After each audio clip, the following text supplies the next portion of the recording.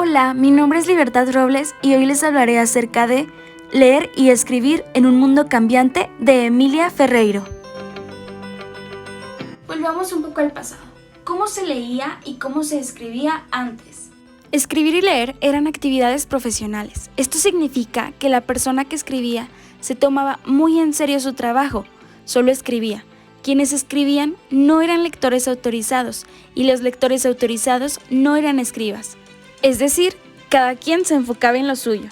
En esa época, el fracaso escolar no existía, pero no existía o no se permitía equivocarse. Pues bueno, quienes hacían estos oficios eran sometidos a rigurosos entrenamientos. Quizá algunos fracasaban, pero la noción de fracaso escolar no existía. Todos los problemas de la alfabetización comenzaron cuando se decidió que escribir no era una profesión, sino una obligación, y que leer no era una marca de sabiduría, sino una marca de ciudadanía. Esto como consecuencia causó que los lectores se multiplicaran, los textos escritos se diversificaron, aparecieron nuevos modos de leer y nuevos modos de escribir.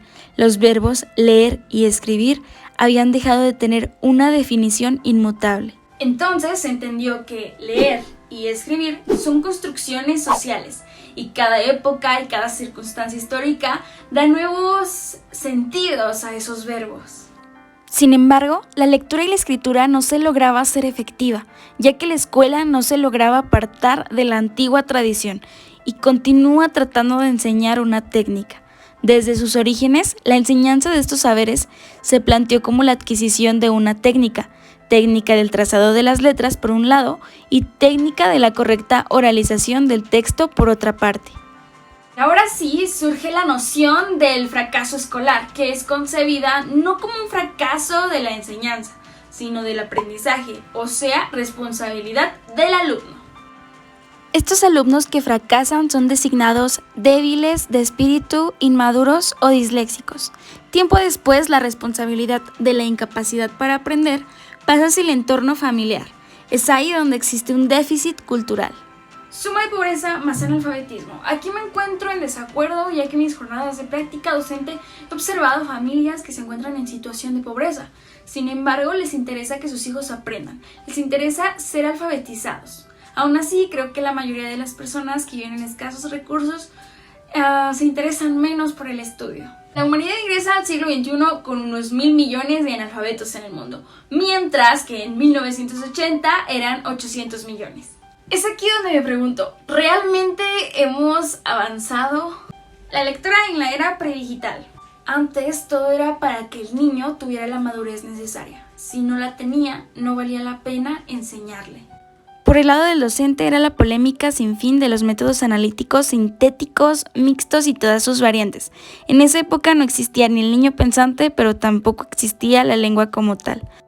Se alfabetizaba a través de sonidos aislados que luego se juntaban o palabras sueltas. La lengua era reducida a algunos de sus elementos analíticos. De lo que parecía tratarse era de que primero aprendieran las cosas más simples y progresivamente las cosas más complejas, con una confusión muy grande entre lo elemental desde el punto de vista analítico y lo simple desde el punto de vista del sujeto del aprendizaje, que no es lo mismo. Errores de esa época. Si el alumno pensaba mal, mejor que no pensara, que la escritura no es un código, que la lengua no es reducible a un conjunto de elementos mínimos que se van asociando progresivamente. No había las tecnologías de la comunicación que existen hoy en día, pero eso yo no lo considero un error. ¿Realmente las tecnologías de la comunicación han cambiado la manera en cómo leemos y escribimos? La escolaridad básica universal no asegura la práctica cotidiana de la lectura ni el gusto por leer, ni mucho menos el placer por la lectura. Cada nivel educativo reprocha el precedente que los alumnos que reciben no saben leer y escribir, y la escolaridad no forma lectores en sentido pleno. Está claro que estar alfabetizado para seguir en el circuito escolar no garantiza el estar alfabetizado para la vida ciudadana. La alfabetización escolar y la alfabetización necesaria para la vida ciudadana son cosas independientes. Alto. Esto es muy grave, porque si la escuela no alfabetiza para la vida y el trabajo, ¿para qué y para quién alfabetiza? El mundo laboral está cada vez más informatizado. Y la escuela, nuestra escuela pública y gratuita y obligatoria, esa gran utopía democrática del siglo XIX, está en los países periféricos, cada vez más empobrecida, desactualizada y con maestros mal capacitados y peor pagados.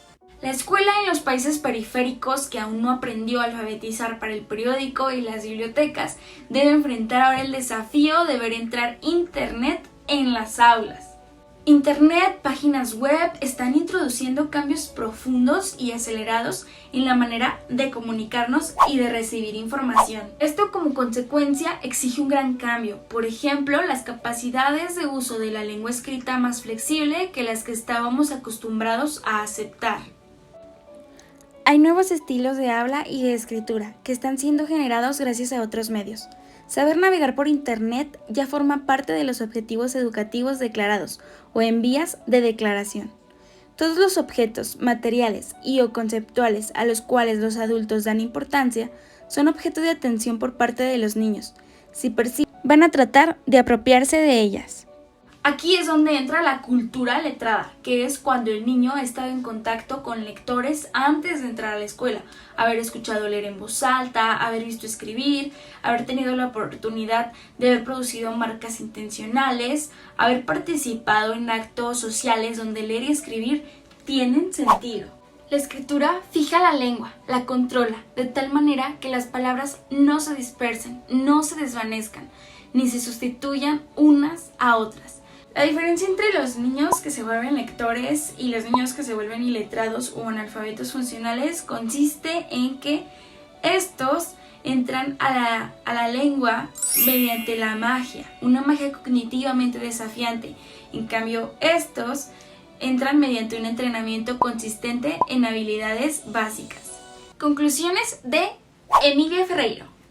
La alfabetización no es un lujo ni una obligación, es un derecho.